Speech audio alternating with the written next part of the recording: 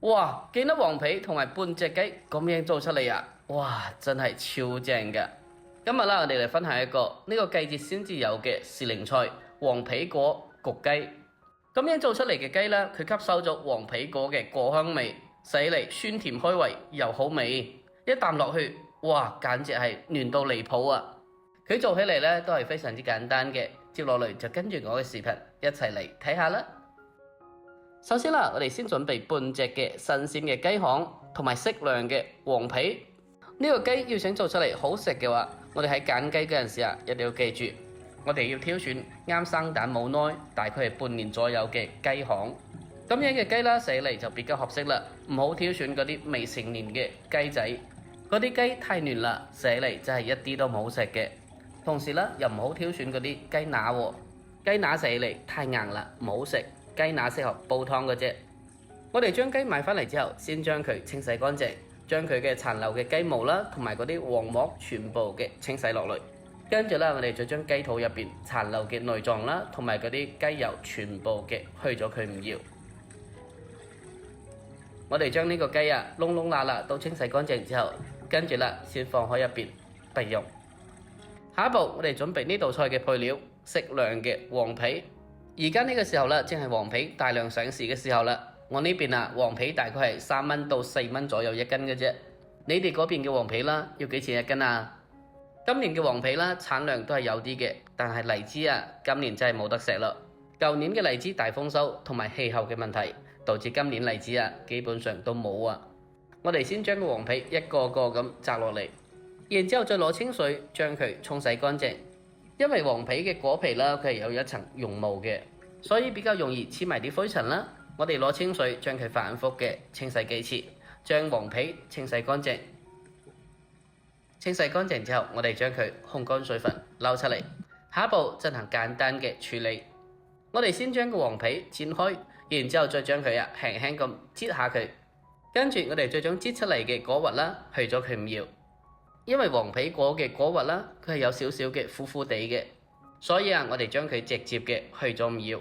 如果唔係嘅話，會非常之影響呢道菜嘅口感嘅。我哋將個黃皮啦全部嘅處理好之後，就好似視頻咁樣就 OK 嘅啦。跟住啦，先將佢先放開一邊備用。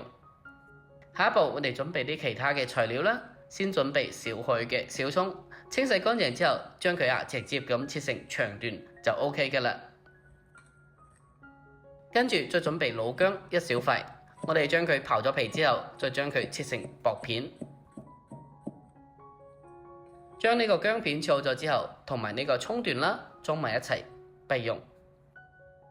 下一步，我哋開始將呢個雞進行醃製。我哋先將剛先切好嘅薑片、蔥段同埋黃皮加入嚟。然之後再添加少許嘅蠔油，跟住再添加適量嘅食鹽。因為而家養殖嘅雞冇咩雞味，我哋再俾少少嘅雞粉。下一步再添加半匙羹左右嘅白糖，中和下黃皮嘅酸味。跟住再俾少少嘅胡椒粉啦，去腥嘅。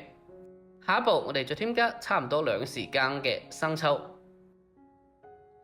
最後再添加適量嘅老抽入嚟，增加佢嘅顏色就 OK 噶啦。調咗味之後啦，我哋將佢攞手嚟撈勻，將入邊嘅所有調料啦，同埋呢個雞肉充分嘅撈勻。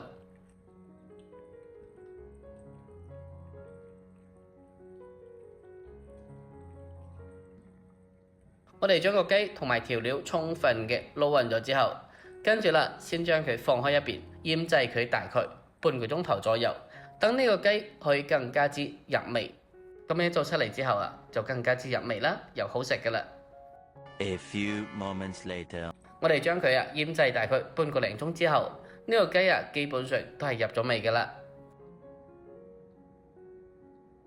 跟住下一步，我哋準備一個比較大少少嘅砂煲，如果冇嘅，直接攞電飯煲都 OK 嘅。我哋先加入適量嘅黃皮葉啦，同埋薑蔥，將佢墊底。然之後啦，我哋就將醃製好嘅雞肉啦放落去。再將頭先嘅嗰啲黃皮啦都加入嚟，最後再將呢個醬汁都倒埋入嚟，將佢倒喺面頭。下一步我哋將佢冚翻蓋，然之後先開大火將呢個沙煲先燒熱。等到沙煲燒熱咗之後，跟住下一步我哋添加小半碗嘅九江入嚟。如果屋企冇嘅，咁就用其他嘅廣東米酒都 OK 㗎。呢個時候添加適量嘅米酒，唔單止可以去腥嘅，同時仲可以等呢個雞快速嘅成熟啦。加咗呢個米酒入嚟之後，跟住啦，我哋就將呢個火候改為細火，用細火將呢個雞慢慢咁焗佢，大概3到4個字左右，將佢焗熟。如果係成隻雞嘅，或者係大隻啲嘅，我哋就要根據實際嘅情況進行增加時間。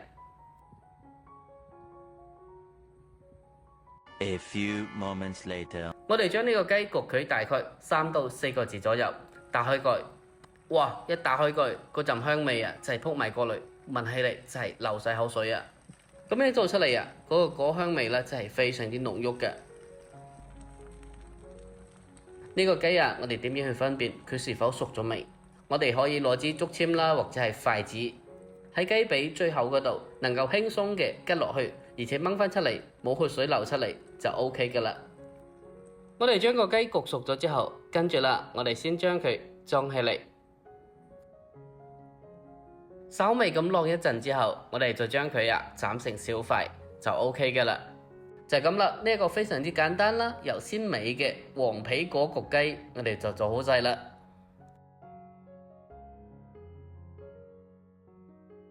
咁樣做出嚟呢個雞佢嘅色澤係非常之紅亮嘅，而且佢嘅汁水都係非常之豐富嘅，食落去皮爽肉嫩，而且因為吸收咗呢個黃皮果嘅果香味，一啖落去帶少少嘅酸甜啦，非常之開胃又解膩。咁樣做出嚟真係非常之好食又惹味。如果你哋都中意呢個黃皮果焗雞嘅，咁就不妨收藏起嚟，下次喺屋企不妨試一試。而且最關鍵嘅係啦，佢做起嚟真係非常之簡單嘅，相信大家睇過之後都識做噶啦。好啦，今期視頻就到呢度，中意嘅不妨點讚、關注同埋收藏，我哋下期再見，拜拜。